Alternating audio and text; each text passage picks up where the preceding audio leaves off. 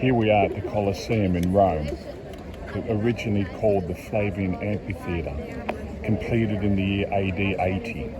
Right before us now is the Hypogeum, which was actually completed about 10 years later by the Emperor Domitian. We see this being worked out in the movie Gladiator, the animals and gladiators coming out from below the earth and competing in combat.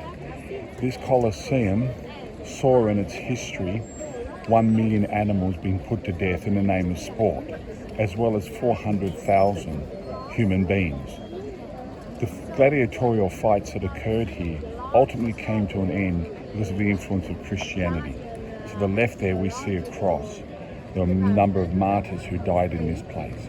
Most particularly, according to tradition, St. Ignatius of Antioch was eaten by lions in an instant in the year AD 110, approximately.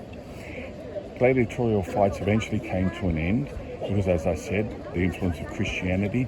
Famous episode in AD 400, the last gladiatorial fight to the death occurred in this Colosseum and was interrupted by a monk named Telemachus, who jumped over the railing, entered the arena and separated the two combatants.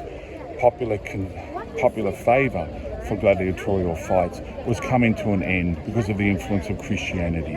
They couldn't continue, the population was in numerical decline, the finances weren't available to continue with these games, and the influence of Christianity made such gladiatorial fights distasteful.